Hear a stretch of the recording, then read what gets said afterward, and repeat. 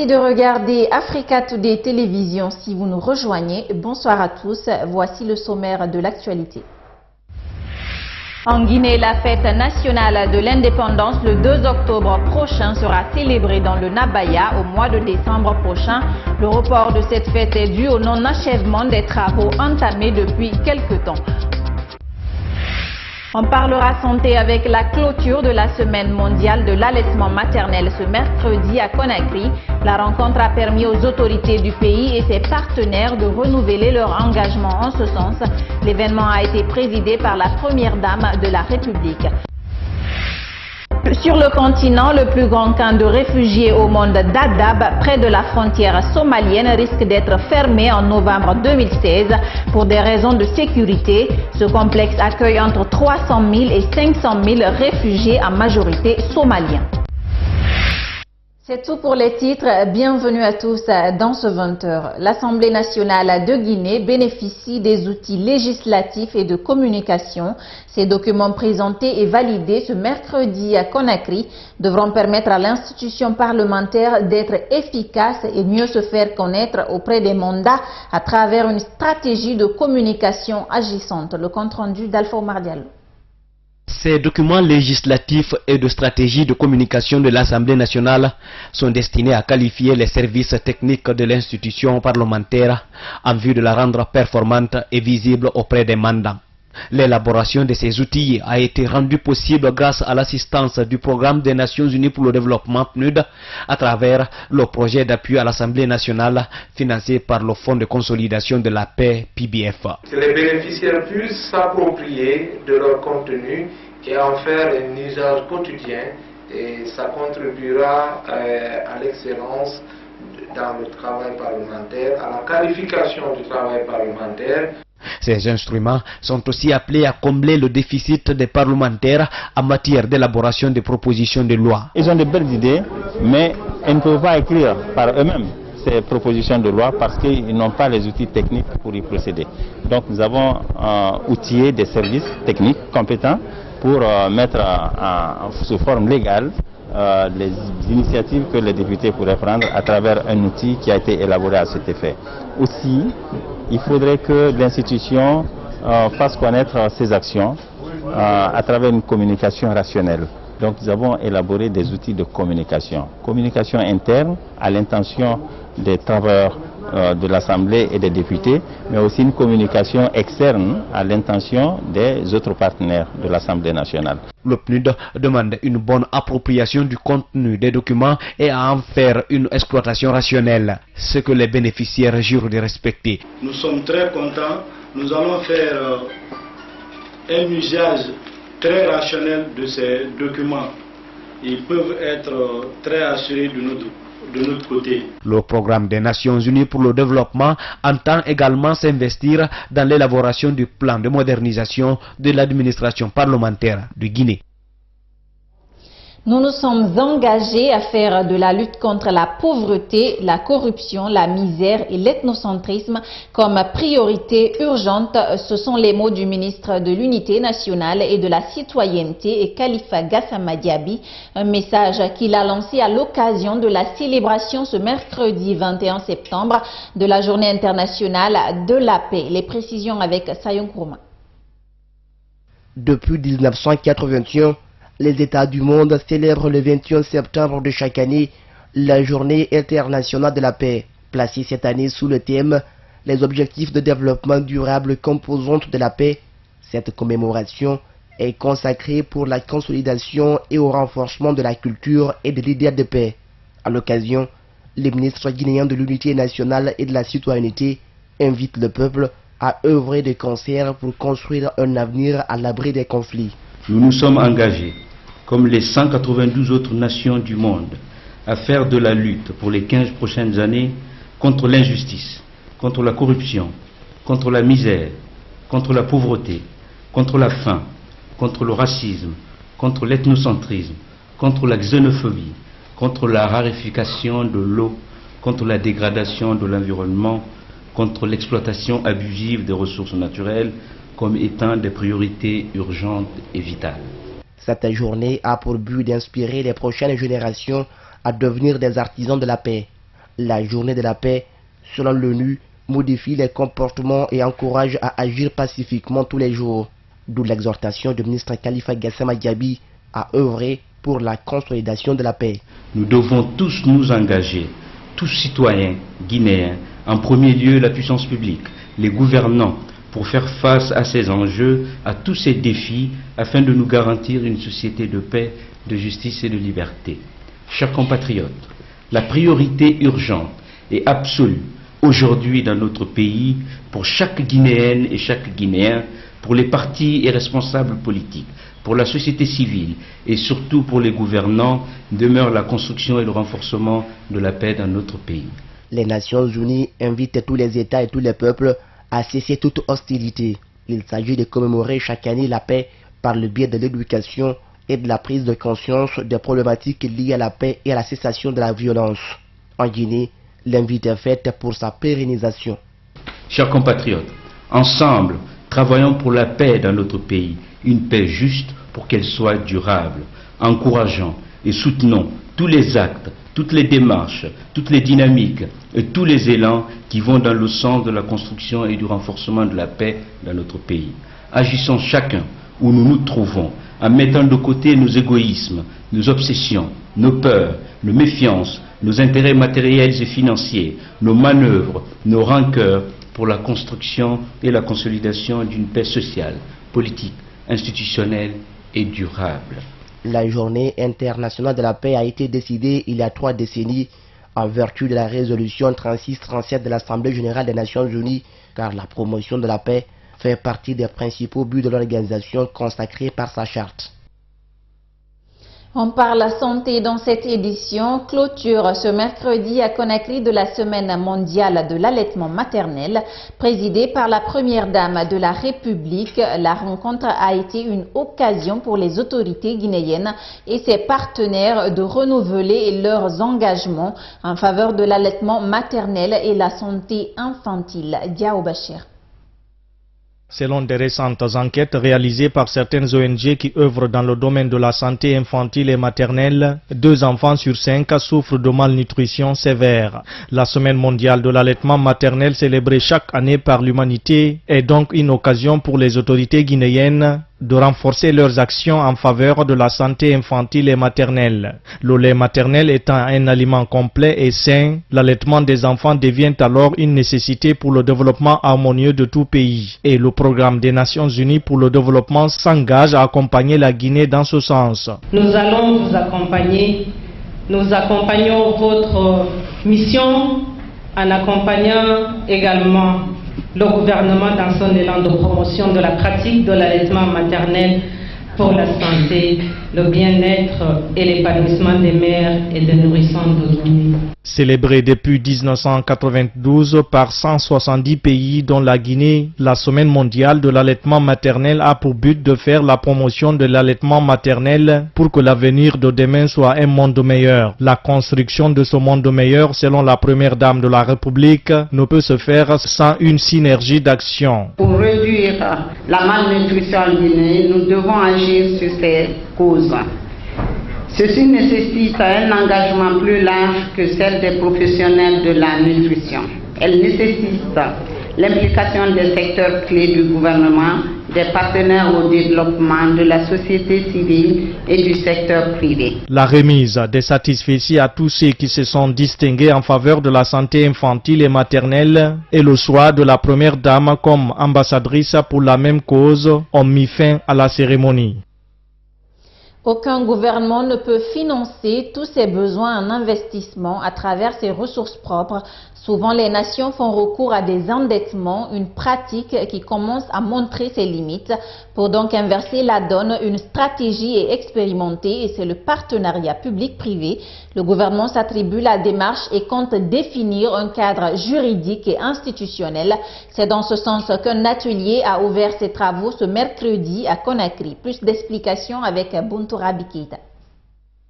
À en croire les spécialistes, les ressources internes sont souvent insuffisantes pour couvrir les besoins de financement des gouvernements. Et le recours à l'endettement externe comporte des incertitudes, disent-ils.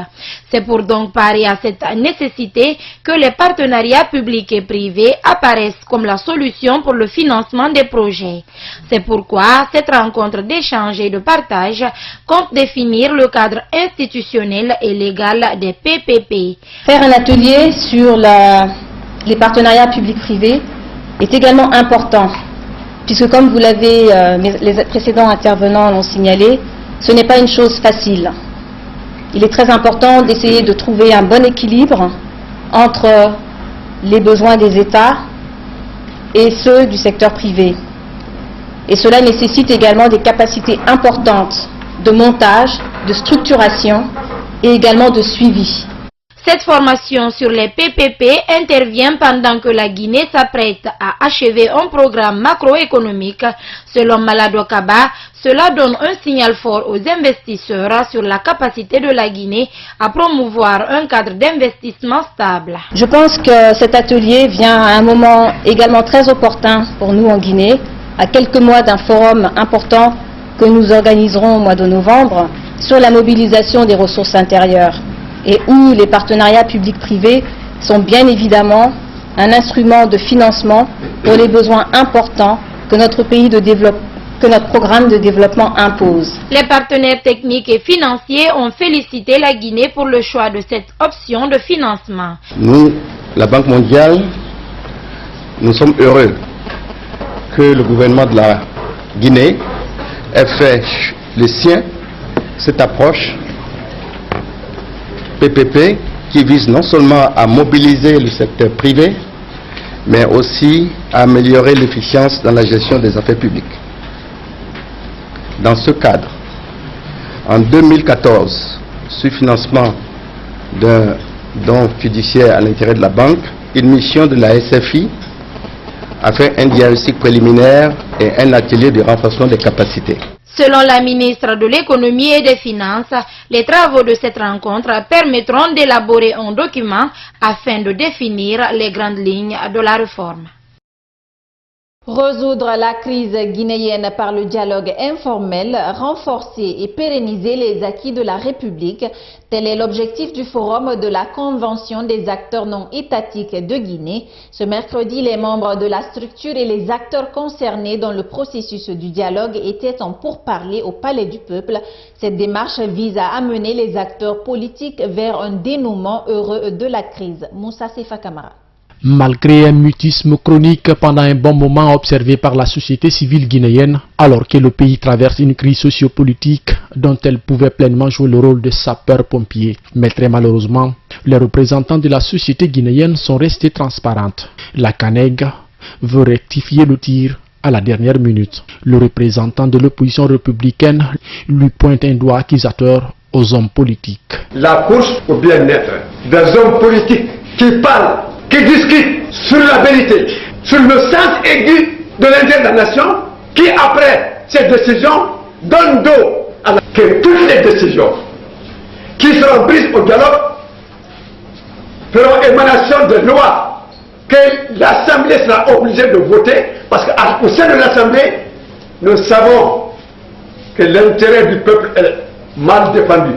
L'intérêt des citoyens est mal défendu.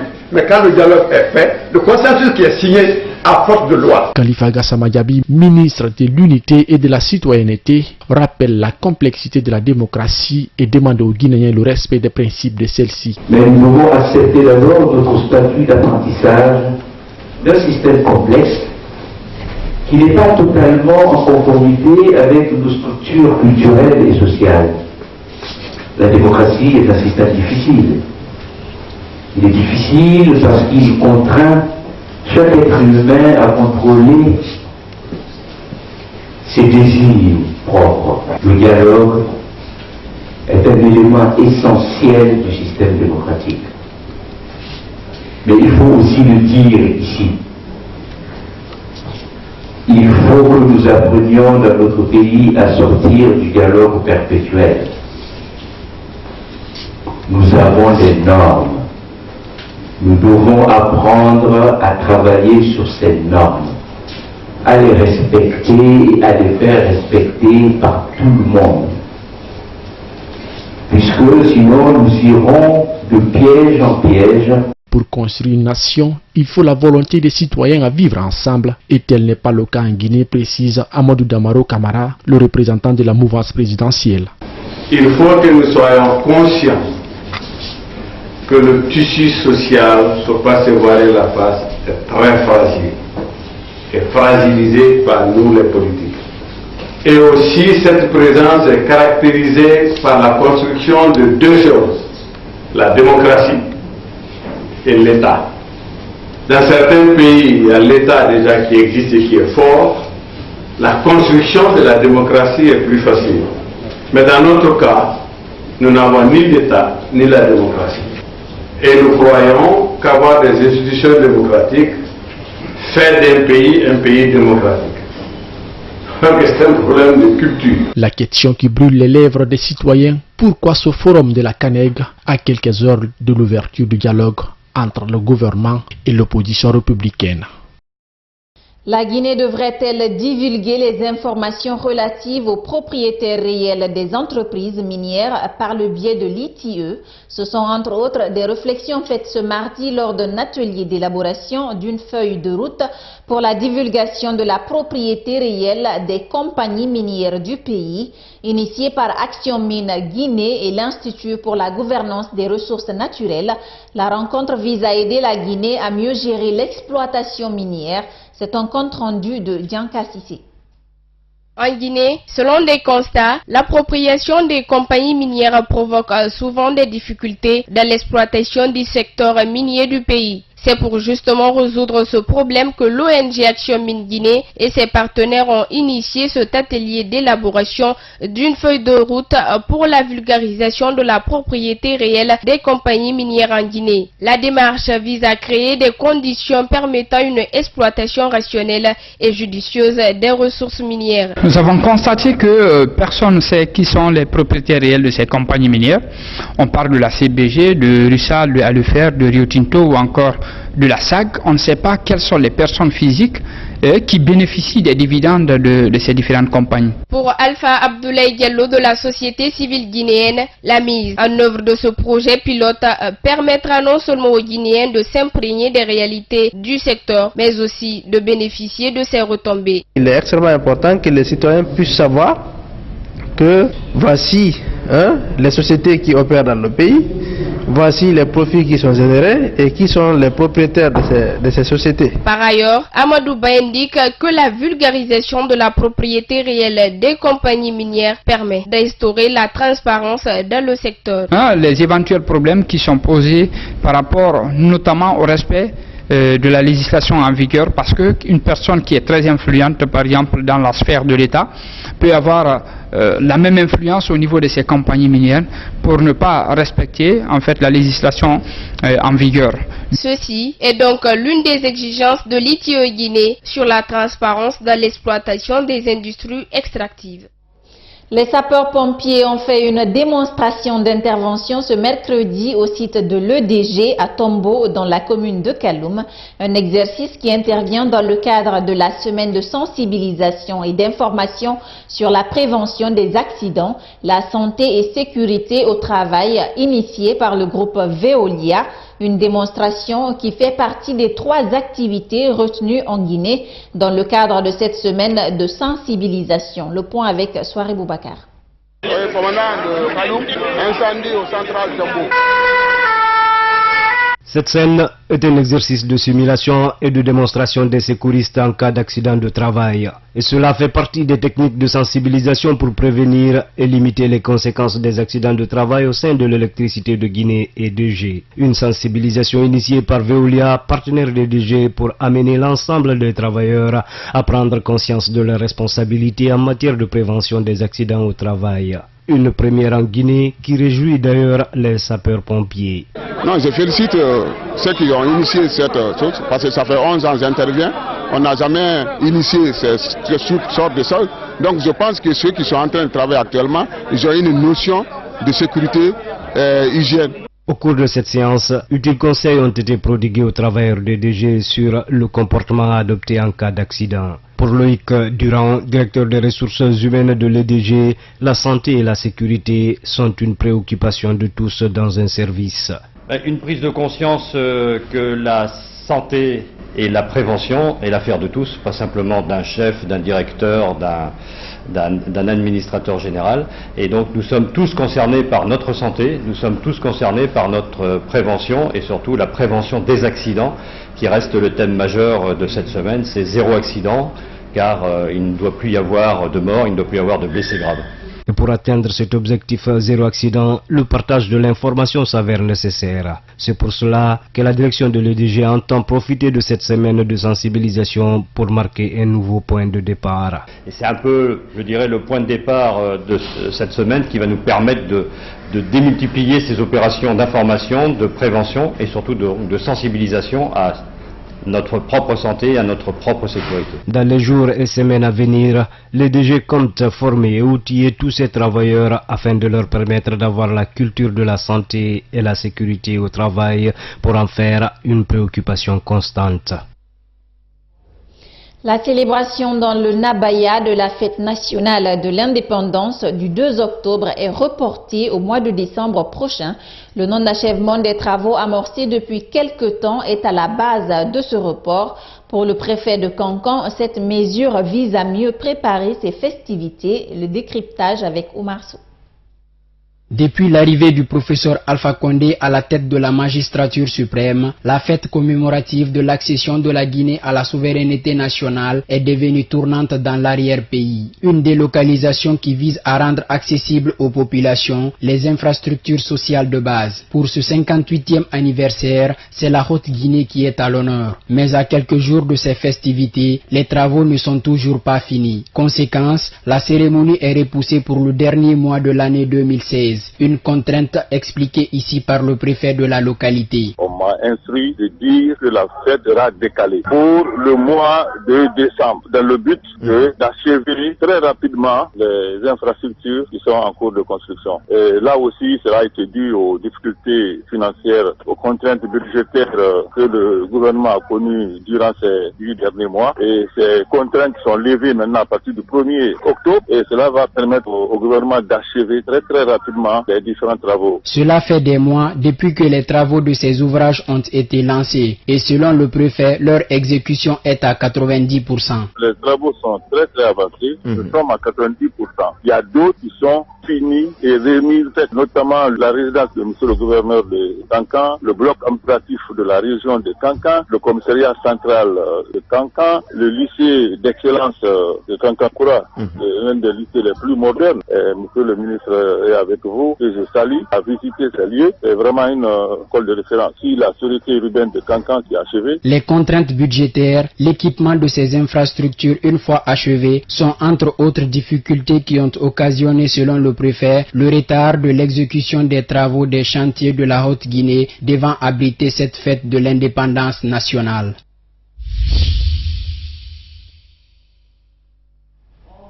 Les chefs d'État africains réunis aux 71e sessions générales des Nations Unies se mobilisent contre le phénomène de changement climatique qui frappe le continent, une situation assez inquiétante. Suivez. Mobilisation des chefs d'État en faveur de la protection de la planète.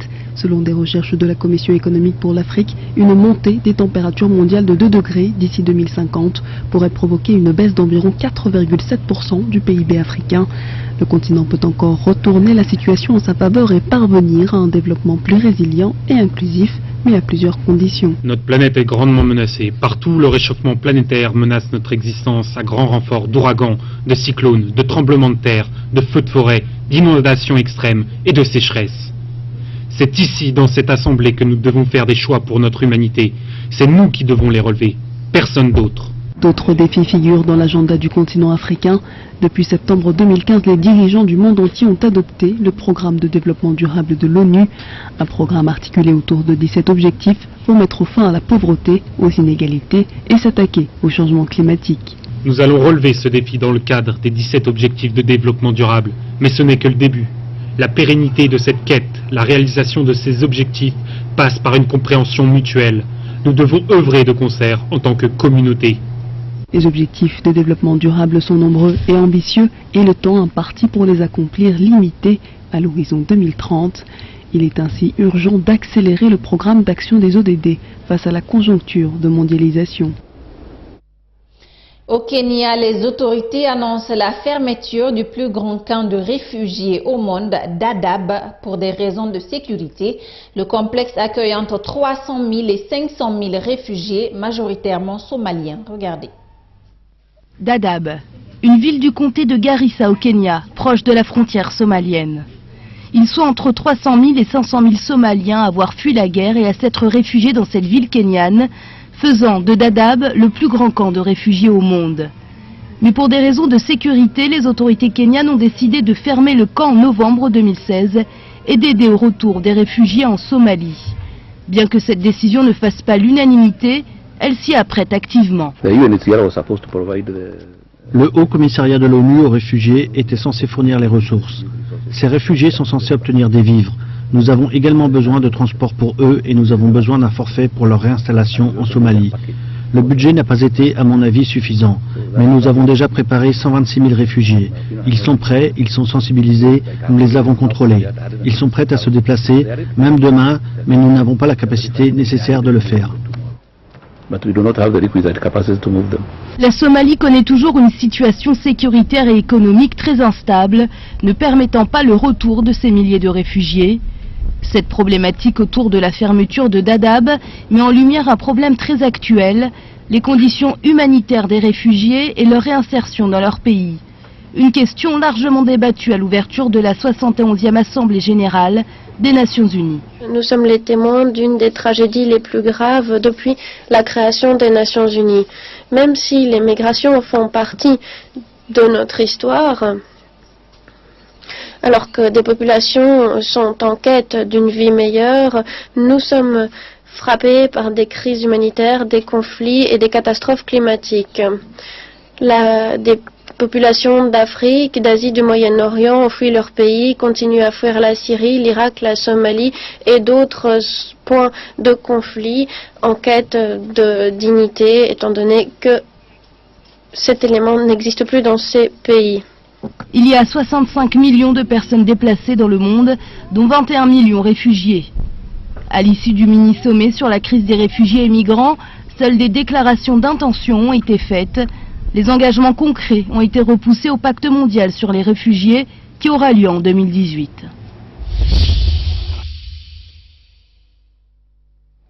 Dernier point de cette édition d'information, le réchauffement climatique de notre planète inquiète à plus d'un titre.